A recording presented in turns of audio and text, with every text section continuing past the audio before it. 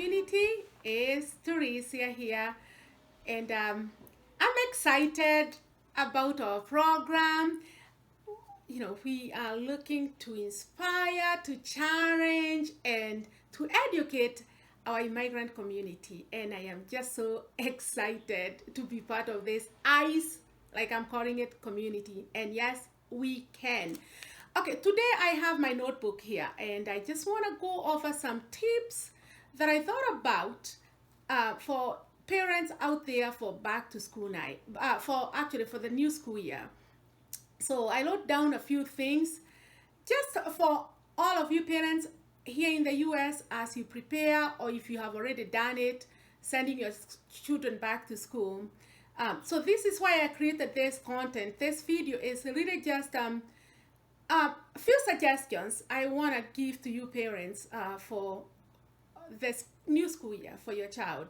You'll be surprised how many parents do not know who their kid's teacher is by the end of the school year. And guess what happens? Teachers talk about you. They gossip, they talk about you. I'm not gonna lie. I have spent 24 years in the US in the education system, and I know this is true. We can tell which child is supported at home from the child who is not supported at home.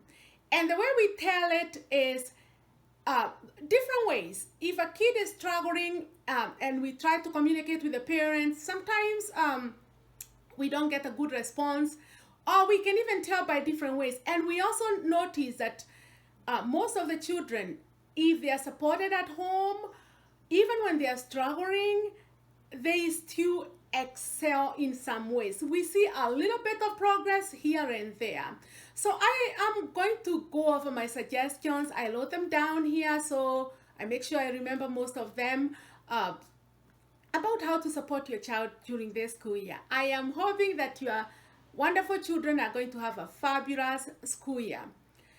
Most immigrant parents have one issue, and the issue is that when we were growing up, we looked at teachers as final authority. We looked at school administration as final authority. And our parents never challenged the teachers. They never challenged the teachers. So whatever the teachers would say about their children, they believed.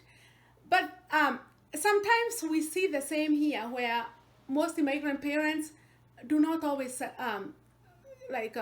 they don't question anything that the child's teacher say, or they think their teacher is the authority.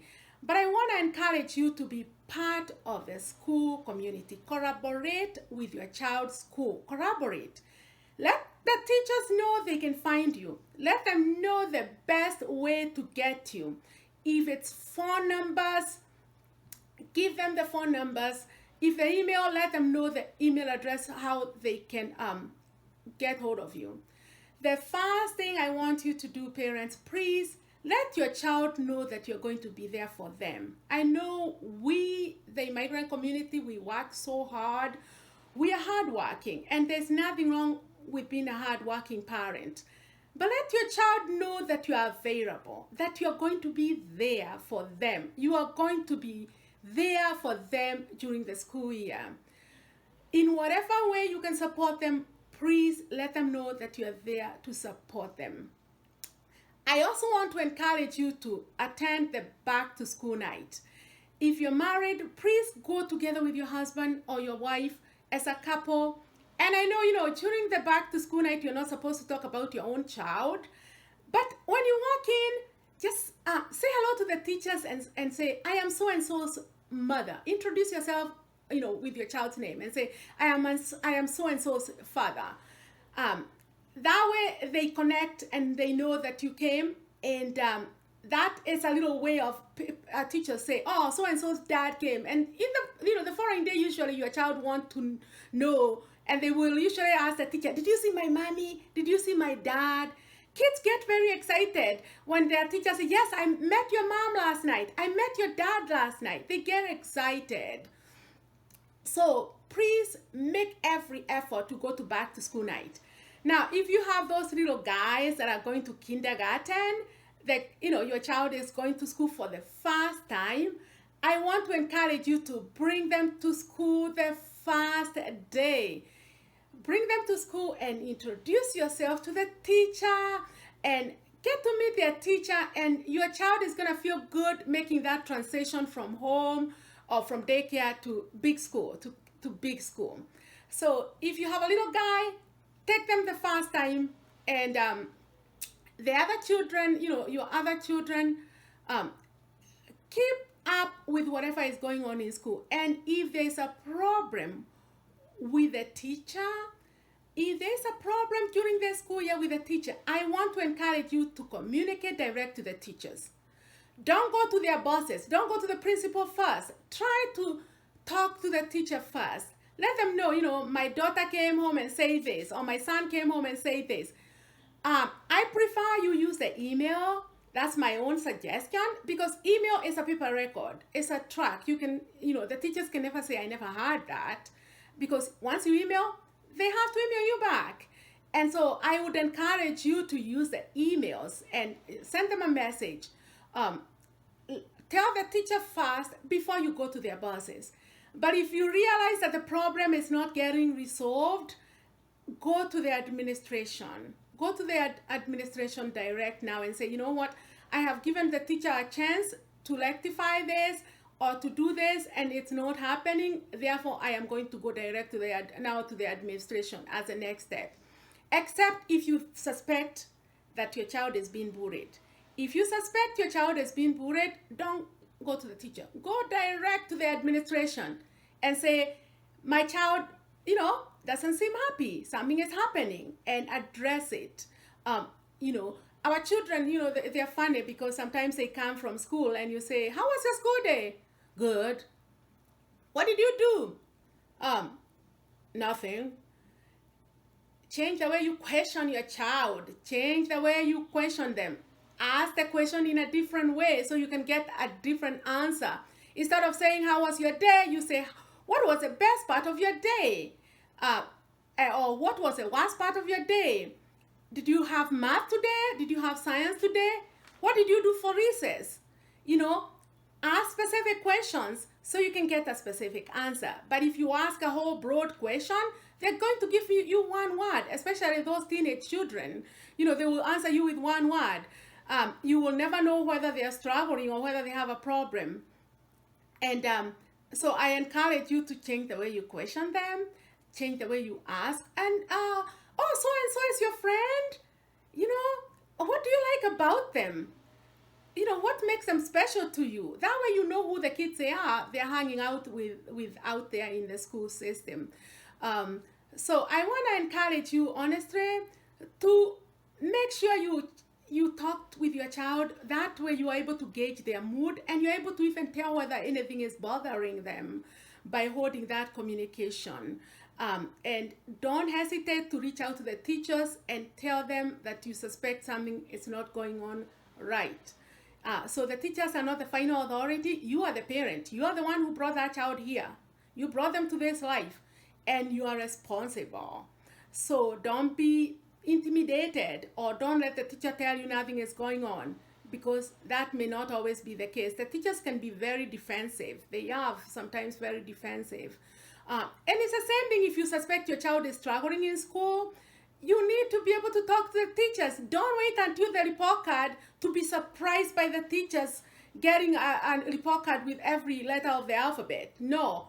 If there's a problem, they're supposed to send you a progress report to let you know what's going on, so they don't surprise you. Don't let them surprise you by sending your child an F and they have never told you that there's a problem.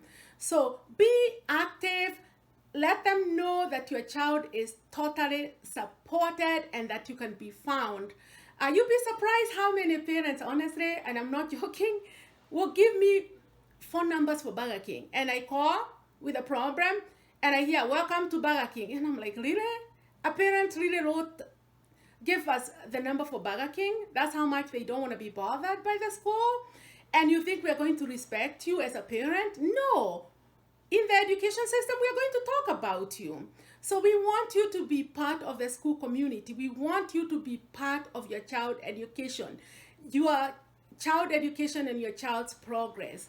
And I know it's important to you, and it's also important to us in the education world. Let me just make sure there's nothing else I forgot. Oh, one more thing. Not even one more thing. A few more things. Enroll your child in extracurriculum activities. Extracurriculum activities. It is important. Nowadays our children are on the phone. Our children are, texting and doing all sorts of things. And if they come home and you're not there, you don't know what they're doing. They spend a lot of time on the computer. So I want to encourage you to enroll your child in extracurriculum activities. Extracurriculum activities, they give your child confidence. They help your child gain confidence and courage. They feel successful, and they are also fun.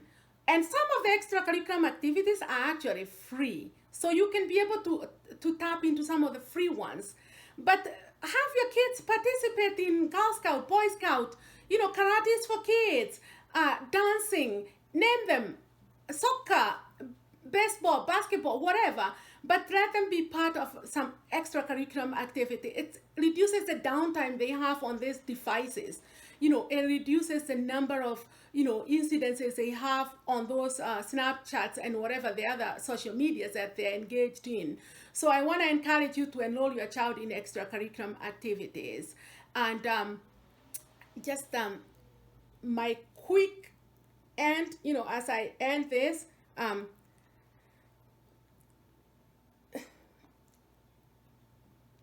just make sure that you become part of the community that you are in. Help other parents, help other mothers, help the single mothers. If you can drop or pick up somebody's child and help them, I'm telling you the truth. There was a year when my daughter was in middle school, and we were not able, there was no school buses where we reside, and there was a mother who took my daughter to school for us for a whole year. So if you can be that support to another parent, I want to encourage you to network with other parents. A lot of these parents, some of them you will meet them during the extracurriculum activities. You're going to meet them in school, sports, and whatever. If they reside by you, or you can go out of your way and help them, be part of supporting another parent. It takes a lot of anxiety and fear from a parent knowing that there's another sister or another brother or another family that you can work together and support each other. So if you can be able to support another parent, please, I encourage you to do that. And I hope that your children are going to have a wonderful, wonderful school year. I look forward to hearing your feedback, whether they had how the year went. I look forward.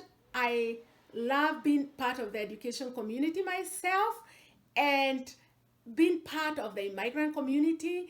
And that's why I'm creating this content, just to encourage you, to support you. I look forward to be a source of inspiration, as a source of challenging you, and a source of education. So I'm going to ice it.